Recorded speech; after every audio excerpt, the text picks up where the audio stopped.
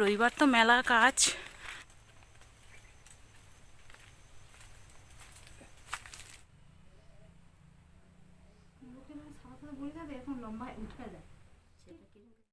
Good morning and welcome back to my YouTube channel. আমার নতুন একটা ব্লগে জানাচ্ছি অনেক অনেক শুভেচ্ছা।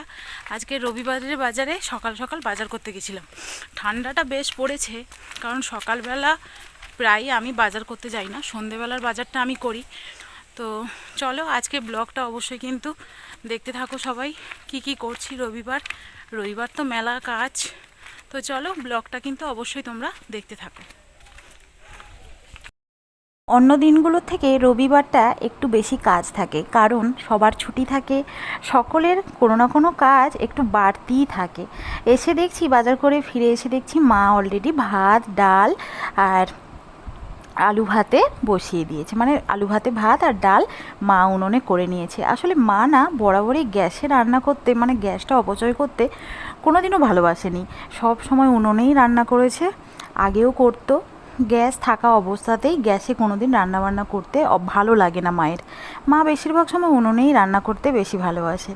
তারপরে আলু ভাতে ডাল তো হয়ে গেছে, আমি একটু রবিবার আজকে চিকেন এনেছি। তারপরে মা আমি বোন সবাই মিলে ছাদে একটু বড়ি দিচ্ছিলাম। তবে আমি বেশি বড়ি দেওয়ার কাজে সাহায্য করিনি, ওই একটুখানি গিয়ে একটু লেগে দিয়েছিলাম আর কি। তো তারপরে নিচে এসে এই যে চিকেন রান্না করছি। আজকের তেমন কিছু আর রান্না হবে না। তারপরে মনে হলো লাউটা যে কিনে এনেছিলাম সেই লাউটা একটুখানি রান্না করব। এই লাউর বা তোমাদের সঙ্গে কোনো রেসিপি শেয়ার করব না, কারণ লাউটা আমি জাস্ট একটু পেঁয়াজ টমেটো কাঁচা লঙ্কা একটু আদা বাটা দিয়ে জাস্ট একটু মাখা মাখা তরকারি করব। আসলে লাউটা এতটাই নরম না যে খেতে ইচ্ছে হচ্ছিল, তবে চিংড়ি মাছ কিনে আনলে ভালো হতো। তো যাই হোক, আজকে চিকেন আছে বলে আমি আর চিংড়ি মাছ কিনে আনিনি, লাউটা এমনি রান্না করব। আসলে নরম লাউ তো, এই লাউ খেতে কিন্তু ভীষণই ভালো লাগে। এই লাউ শুধু চচ্চড়ি না, অনেক ঝোল ঝাল সব কিছুই রান্না করা যায়। তবে আমার মনে হয় আলু না খেয়ে যদি ডিমের ঝোল মাছের ঝোল সব কিছুতেই লাউ খাই, তাহলে মনে হয় অনেকটা ভালো হবে। আর যাই হোক, কি সুন্দর নরম দেখো, একদম সরু সরু করে কেটে নিয়েছি।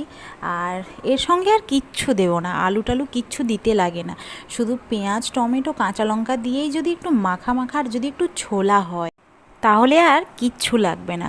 সত্যি বলছি, এই লাউটা কারা কারা পছন্দ করো অবশ্যই কিন্তু কমেন্ট করে জানিও। যাই হোক, তারপরে বাবা এদিকে মাঠে কাজ করছে। আসলে বাবার সম্পর্কে একটা ছোট্ট কথা না বললেই নয়। আমি এর আগেও একবার বলেছিলাম, বাবাকে সারাদিন যদি খেতে না দিয়ে অনেক ভালো ভালো ফুল গাছ অনেক ভালো ভালো গাছ নিয়ে এসে বলো যে তুমি গাছ লাগাও, তাহলে বাবা সারাদিন ওটাই করবে।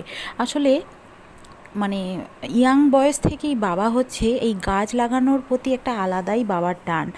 আর এই মানে 1 বিঘা 2 বিঘা জমি আগে কিন্তু বাবা একাই নিজে অনেক সবজি চাষ করতো। আমাদের মানে অ্যালবামে একটা ছবি রয়েছে, আমি অবশ্যই কখনো তোমাদের সঙ্গে শেয়ার করব। একাই সব গাছ নিজের হাতেই লাগাতো।